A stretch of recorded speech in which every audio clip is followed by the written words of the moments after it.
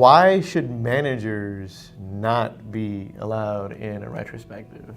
I just held a retrospective, and I was very nervous about it because the manager actually asked me to come in, and she jokingly used the term "fix my team," and we talked about it, and we're like, okay, that's probably not really what I needed you to do. And so I told her, I said, I'd like to have a retrospective, but I need you to have the courage and express the vulnerability to let the team have their conversation without you in there, because I didn't even have to finish the statement. She was like, yeah, if I'm there, it's probably going to impact the open conversations that they want to have about things. So I was very lucky with that manager, because she was speaking up and saying, I'll sit it out.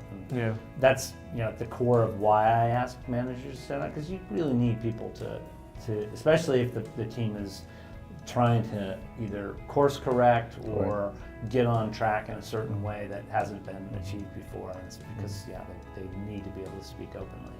So. Is there a time where it would be okay? Like, hey, come on in. So I don't know what the impact has been, right? So I've had times when managers that have been working with team for the longest time. The teams feel comfortable, and I can see the interactions. Yes. Right, they're comfortable openly calling each other out. They're comfortable in that trust zone. Yeah. And they have come into the retrospective before. I don't know. For me, I still feel like there's something that is kind of. It becomes more. Your questions, the way you say things, is more adjusted than you would. It still feels that way. Yeah. But it went on fine in the retro. But I don't know. I mean, to me, it's one of those. But it's hard. You gotta have the courage to tell the manager, "Hey, you really don't want you to be in this." Yeah. I think there's value in having them there. Not every single time, but if the team feels comfortable with the manager there, because then there's conversations they can have, like, "Hey, you know what? We need to have this, not crucial conversation, but maybe we need to express a little radical candor right now, and say, hey, you can't stop doing that to us." Yeah. And if the team's there, boy, you're doing a good job, right? So do you prep the manager and say, hey, you're going there to listen. We're not asking you to protect, Problems, don't problem solve. No problem solve, don't respond, just. Yeah, I think when you establish your space, when you're working with the team, during a retrospective, you do set that as like, this is the judgment-free zone. Everyone needs to feel safe and allow a certain amount of vulnerability. You just have. I don't want to say they'll be laughing, they'll be crying, but it's like, hey, this could get a little tense, but we need to be okay with that. And also, if someone's not okay with that, we need to say, maybe now's not a good time to have that conversation. Yeah.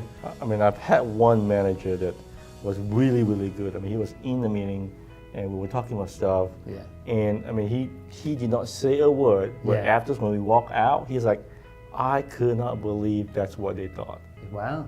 He's like, I could not impressive. believe that. That's really good. But it's also impressive on the team to not hold back and just fire away. He was surprised. I'm surprised. I mean, so to me, I was like, well, thank you for not saying anything. Sure. Yeah. I mean, his face was like, he wasn't upset. He was just keeping his cool all the while. It was like really good. I'm on the camp of give the team. I mean, a retrospective is 1 hour out of how many hours in a sprint. Yeah. Give them that 1 hour opportunity to have that conversation. Yeah. And I think I've actually made the compromise of if after a retrospective there's a topic or something that I think that the manager should be aware of, it would be one of those things like, hey, the team needs the spheres of control. The team needs your influence to be able to help out with this or whatnot. Yeah. So that's the one exception I've had to that one. But I'm very much let the team do their thing for that 1 hour. And then you've got a whole other 2 weeks to have that time with them and whatnot. I think the bottom line is a sense of safety. If it's there, it's great. And I have a horror story about a meeting that I actually was running and I completely blew it. I won't tell it now, but maybe we should have a session where it's just horror stories from the trenches, because I like that. Boy, I walked right into one and just. I've had a couple. I apologize to everyone. I was like, we have to end this meeting. I was like, I apologize. Sorry, everyone. See y'all. We'll talk in a month. Yeah. Yeah, it was